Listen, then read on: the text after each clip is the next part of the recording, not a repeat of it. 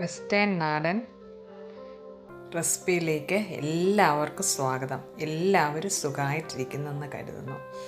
ഇന്ന് നമുക്ക് പഴയ തലമുറയുടെ ഒരു വിഭവം ഉണ്ടാക്കാം. വളരെ പെട്ടെന്നുണ്ടാക്കാവുന്നതും ഹൈലി ന്യൂട്രീഷ്യസ് ആയിട്ടുള്ള ഒരു വിഭവമാണിത്. മുരിങ്ങക്കാപ്പൂവും പിന്നെ മുട്ടയും കൂടെ തോരൻ.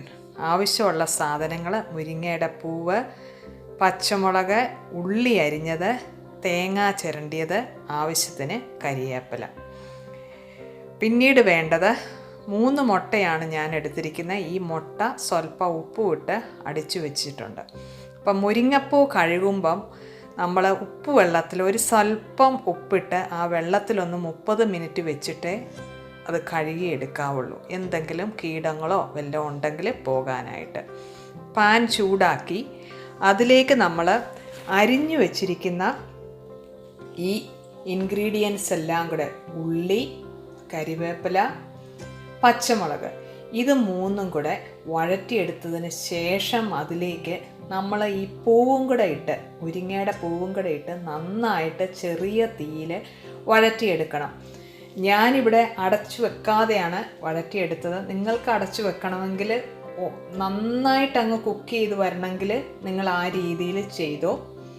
അപ്പം ഞാൻ ഇവിടെ ഉപ്പും കൂടെ ആഡ് ചെയ്യുന്നുണ്ട്. ചാനൽ സബ്സ്ക്രൈബ് ചെയ്യാത്തവർ സബ്സ്ക്രൈബ് ചെയ്യണേ. റെസിപ്പി കണ്ടിട്ട് ഇഷ്ടമായെങ്കിൽ ലൈക്ക് ചെയ്യണേ, കമൻറ്റ് ചെയ്യണേ, ഫ്രണ്ട്സിലേക്ക് ഷെയർ ചെയ്യണേ. നമ്മളിപ്പം തേങ്ങായും ഇതിൻ്റെ കൂട്ടത്തിൽ ഇട്ട് കൊടുത്തു. തേങ്ങായും കൂടെ ഇട്ടതിന് ശേഷം ഇത് വീണ്ടും നന്നായിട്ടൊന്ന് ഇളക്കി എടുക്കുകയാണ് ചെയ്യുന്നത്. ഈ ചെറിയ തീയിൽ തന്നെ ഇതെല്ലാം കൂടെ കിടന്ന് നന്നായിട്ട് വഴന്നു വരും. ഈ അവസരത്തിൽ നിങ്ങൾക്ക് കുറച്ചുകൂടെ എണ്ണ ആവശ്യമുണ്ടെങ്കിൽ നിങ്ങൾക്ക് ആഡ് ചെയ്യാം.